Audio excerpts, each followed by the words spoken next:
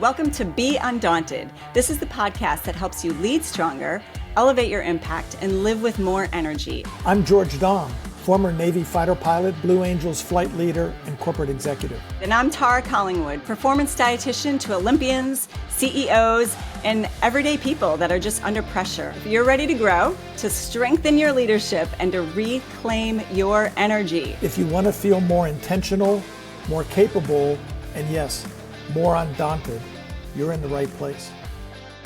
Hello and welcome. We are so glad that you all joined us. I am here with George, of course. Hello.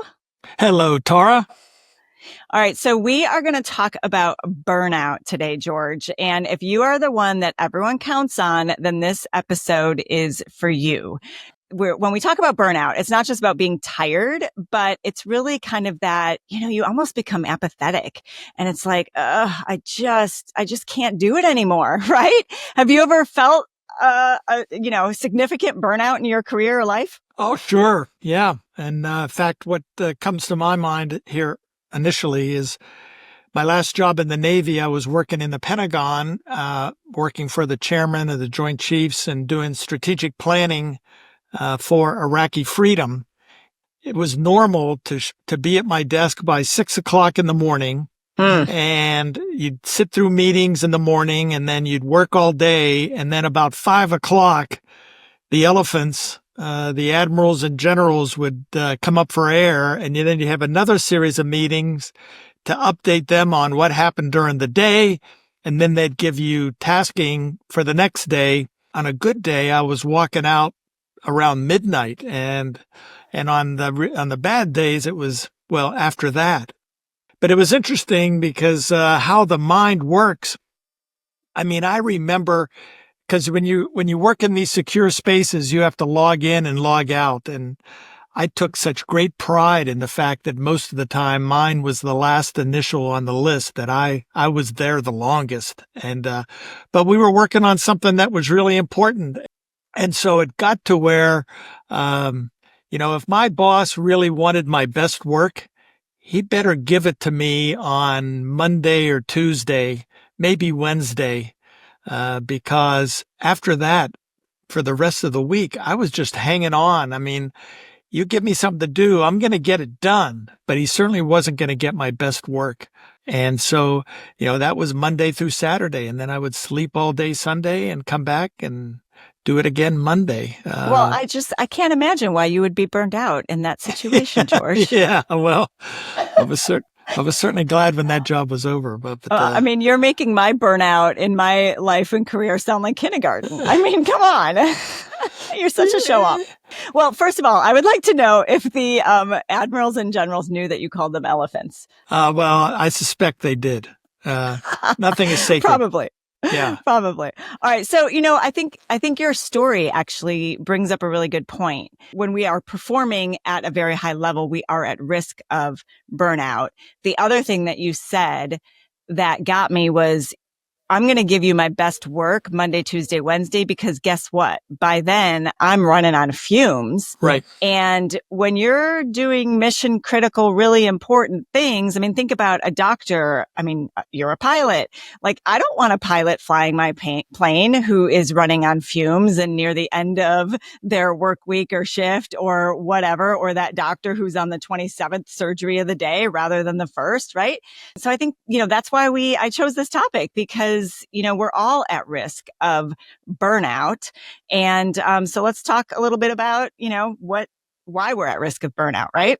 Most people, when they're under stress, it actually causes you to focus. And initially, it improves performance. But it's, as you talked about before, it's the chronic stress that over time wears you out, right? Because you're pushing and pushing, and whether you realize it or not, you think you're performing well, but actually your performance is declining. So, burnout isn't a lack of effort. It's what we've talked about in episode 5. It's a lack of recovery. You have to work it in to recharge. That's right. And I think, why high performers tend to be at very high risk is, just like you were saying, I wanted to be that last person with my initials there. Right. I mean, that is someone who your identity starts getting wrapped up into your performance, right? Yeah, of course. And, if I'm not producing, then who am I? It Mm-hmm. becomes sort of a self-fulfilling prophecy here. And also I think there's sometimes a certain amount of fear involved, right? I don't want anybody to think that I'm not carrying my weight and doing my job. And, so anyway, sometimes, why do when you can overdo is sort of the saying. Huh? I like that. I like that. Well, and I think the other thing that happens to high performers is they get recognized as high performers. Your boss, your admiral, your general is like, oh, George, Dom, he's the one with his initials there. I mean, he's here until midnight. He's back at 6 a.m. So I'm going to give him more responsibility because I can rely on him. Yeah. We don't know how to say no. No, when you got something to do, give it to a busy person, Exactly. Exactly. Well, and then Oh we my kid gosh. we kid ourselves about, okay, I'll take some time off next week, or we'll take a vacation after this project's done or whenever, and you keep kicking the can down the road, and you never really get what you need, right? I hear that from people all the time. I'll sleep when I'm dead. And I'm like, careful what Yeah, you wish for. yeah, Because, that's right. and then the other thing I think that why high performers are at risk of burnout is because we are addicted to adrenaline. And we thrive on it, especially I think for you as a pilot. You've got to have that adrenaline, that cortisol just coursing through your body. And so when you don't have that going on, you're like, I don't know what to do with myself. Right. That's right.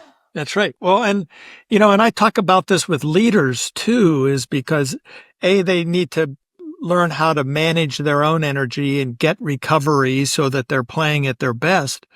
But they also need to pay attention to the energy of their team, because sometimes a crisis hits and everybody, you have all hands on deck, and then they let that become, okay, here's how we do business around here. And it becomes part of the culture.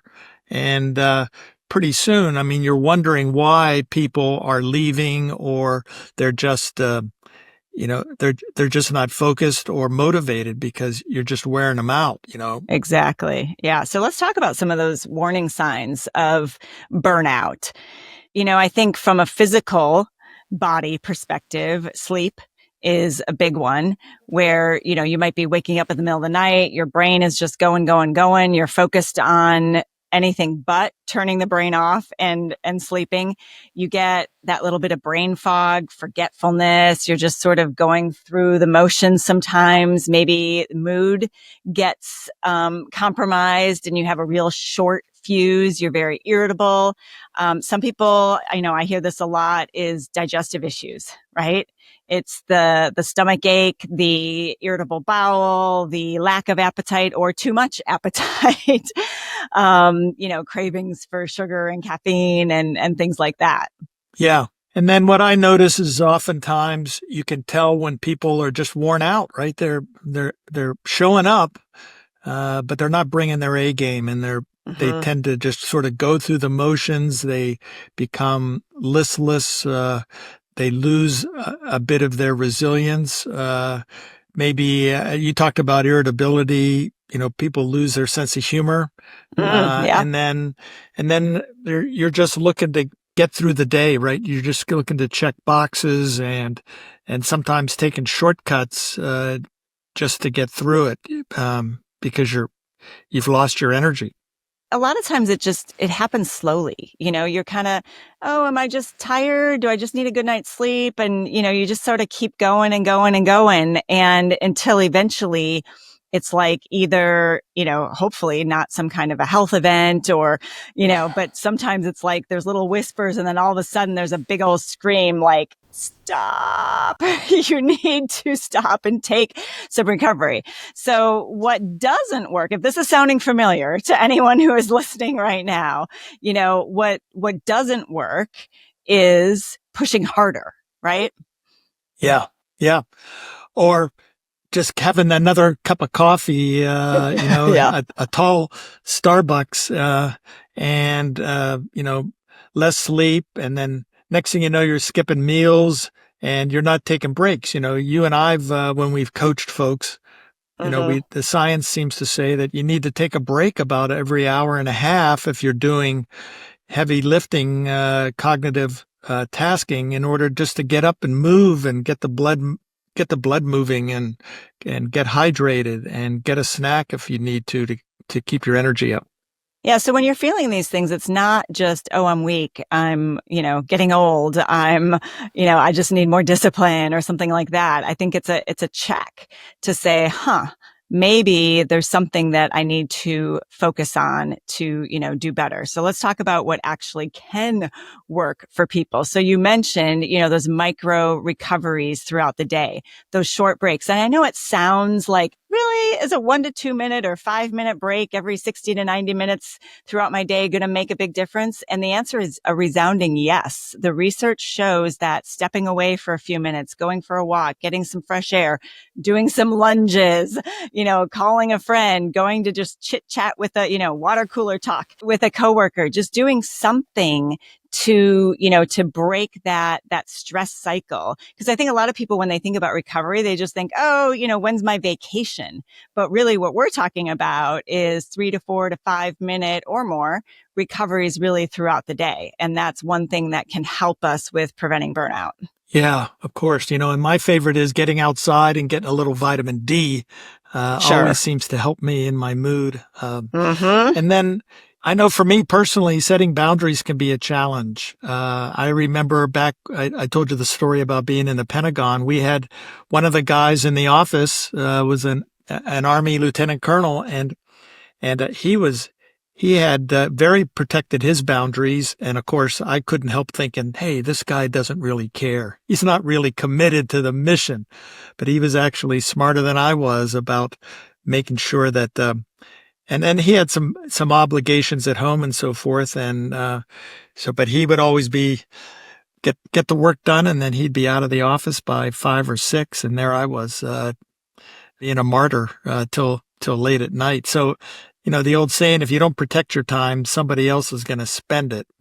Absolutely. And now, whenever I find myself, like I was gone 3 or 4 days this week, traveling, and I made sure that I protected my schedule so that when I got back, I had time to get some sleep and get some recovery and do all sort of the little chores that you got to do to reset to be ready to go, the next day. Yeah, I was talking to a leader last week who was saying, back in the day, many years ago in his work, he travels a lot and would take, the red-eye flight or work all day and then take a flight to wherever he had to be the next day. And then when he was, done with the work there, take that red-eye back and all of that. And he said, I don't do that anymore. I can't. It's just not, I'm not productive. I don't feel good. My health is suffering, all of these things. And so he said, I'll fly in now day before. I'll spend the night there. I'll fly the next day. And he said, I'm actually more productive, even though, it looks like I have, less time on my calendar, but it actually is causing me to be more productive. So I think protecting your time and, what you were saying with the travel, especially, I think is really important. And then I think the other thing is, thinking about purpose. When you're burnt out, and this is, when I haven't had like a major burnout in my career, but I've been, I don't know, maybe let's say bored at times where I'm like, I'm just bored with this. I need something else. And so that's when you just step back and you go, what am I doing? Why am I doing this? is this in alignment with what I want? And, I truly believe that, our life is full of lots of mini chapters. And so there's different chapters that we have within, our career too. And there might be a time when you say, you know what? I'm just not, this isn't igniting me anymore, this work that I'm doing. And so what can I do about that? Can I talk to my boss? Maybe I change jobs. Maybe I, have a different focus. And so I think that's something that really can lead to burnout as well. And that reminds me of, the work that we've done with some of our clients about if you can make something a habit, Mm. then it doesn't really require willpower. And typically the way a habit is formed is you identify a behavior that is important to you that will help get you where you want to go. And then you make it a routine and you invest energy in that routine for a period of time, 10, 20, 30 days. And then at that some point, rather than being pushed to do it, you're getting pulled to do it. And that's when you know that that routine now has become habit forming. And so that can be something that will help you avoid burnout is if you set aside a routine. Like I know, for me, when I was working in Washington, D.C., I would use the Memorial Bridge as a routine decision point, right? When I'm crossing the bridge headed home, I'm turning off work and I'm thinking about the people that I'm heading home to that are the most important people in my life. And so that I, get away from all the stuff that's spinning in your head from work and leaving it behind. So, the old saying, you don't rise to the occasion, you fall to your habits. And it can be effective if you build some habits that will then lead you into getting the recovery that you need. Yeah, absolutely. And I think when we switched a few years ago when COVID hit and a lot of people were working from home, just human interaction is so important in a day, and not just staring at a screen, human interaction on Zoom calls, but, literally going into an office. And, I'm always more energized when I am in person at, wherever I am working, or if I'm in person with a one-on-one client versus doing a Zoom call or a phone call. So I think we feed off of other people's energy when it comes to that. So, I think if you're just working from home, for the day, maybe that can be a call out is say, I need to get out of the house at some point and have some other human interaction, even if it's just, well, it might not be human interaction, but you mentioned sunshine, going and sitting outside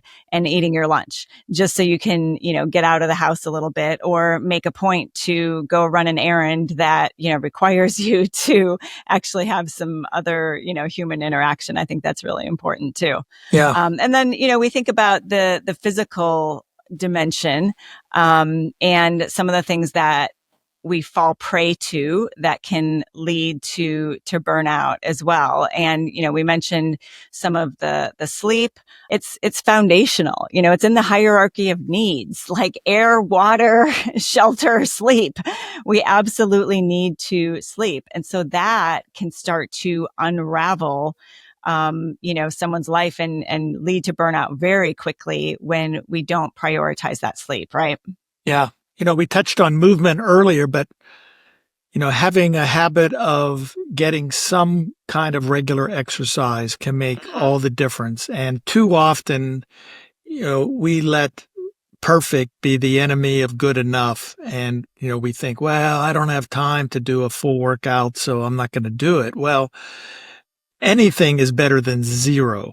So even if it's just going for a walk or just getting in a quick, 10 or 15 minutes, high impact interval training for just a few minutes can make a big difference. So, because when you get out of that routine of working out, next thing you know, you just become listless. You just lose a lot. So. Yeah, 100%. Doing calf raises that actually can really drive blood flow, squats.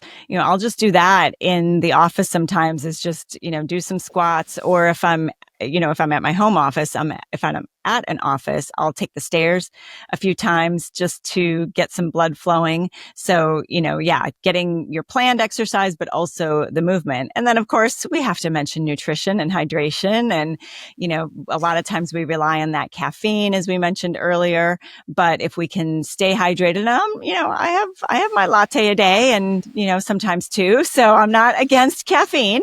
Don't get me wrong, but I think there's a lot of reliance on caffeine sometimes, especially in that late afternoon when energy is waning and I still need to be on. How can I be on? Well, I'd rather you do some jumping jacks and drink a glass of water and, get some energy that way versus, sucking down some caffeine. So, fueling ourselves with the right kinds of foods, the protein, the carbohydrates, the fruits and vegetables, all of the good stuff.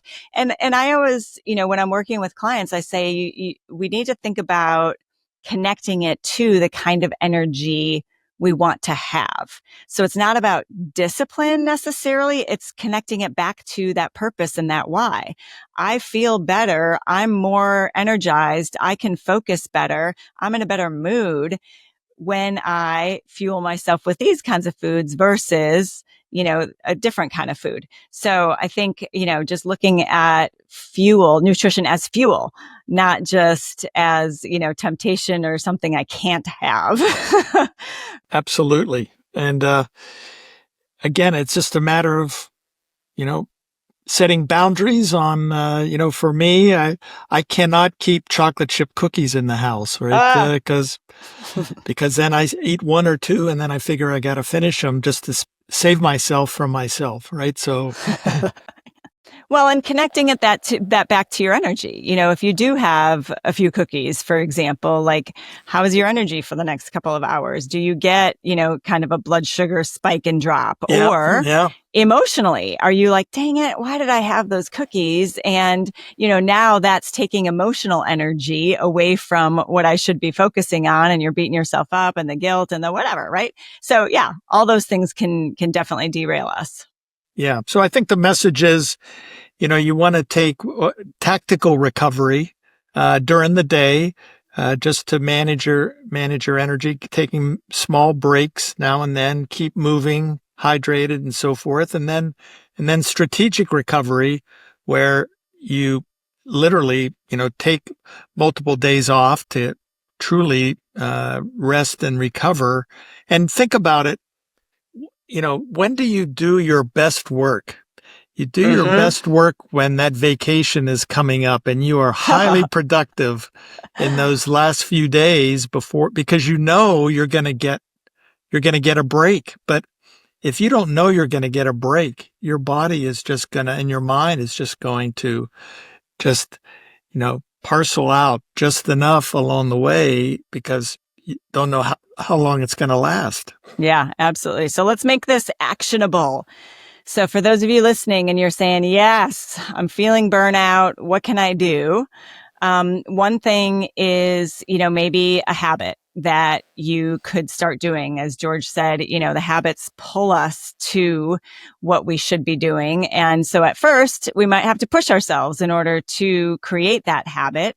But after a while, then it becomes habit. Is it a sleep thing? Is it, taking breaks throughout the day? Is it something nutrition wise? What one thing, we don't want to overwhelm ourselves. What one thing can I do to kind of take care of myself, to get a little bit of reset in my day? Yeah. I don't think much of this is new to people. Most people are feeling it anyway, and you just need to, set a boundary that Mm-hmm. something that's going to help you preserve, whether it's, hey, I'm going to leave the office every day and pick whatever time is appropriate, but set a boundary. And then, and the challenge we have is that we also have to sort of train the people around us, because if you have always been available till the wee hours, you're going to have to let them know. And then you have to, and over time, when they know that, you're going to be leaving at 5 o'clock, 6 o'clock, whatever is, then they'll adapt to it. So just a matter of sticking to it. Yeah. As a leader, we, well, just in life in general, we teach people how to treat us. And if you're a leader and you're sending emails at 5 a.m. and at midnight, your team is like, oh, I should be checking my email first thing when I wake up and first thing before I go to bed so that I can make sure that I respond and all of that. So, maybe setting a timer and having that email go out at 8 a.m. rather than 5 a.m. I think those are some things that we can do too as leaders. And, I think the last thing too is just, check in with yourself. Am I on purpose?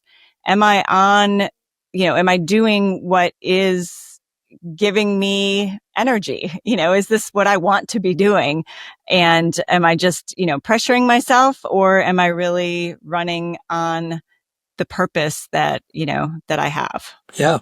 Yeah. Well, as they say, sustainable always beats impressive, right? That's right. Consistency wins the day. You have to set a habit, a routine, and then you've got to keep at it over a long haul to make it stick. Absolutely. So, if you are that person that everyone is counting on, what's that saying? The whole oxygen mask, right? We got to put the oxygen mask on ourselves so that we can keep going and not feel this burnout that could potentially really lead to significant either health risk or, mental health risk if we let those feelings go too long and don't listen to our body or our mind when we're really feeling that burnout. Yeah. The environment's not going to get easier going forward. The challenges are not going to be less. And so the only one that can solve and prevent burnout is you. And that's what's necessary if you're going to, in our vernacular, if you're going to be undaunted, you have to get recovery so that you can lean in and continue to move forward. That's right. Don't try to be the hero to everybody. Take care of yourself. That's right.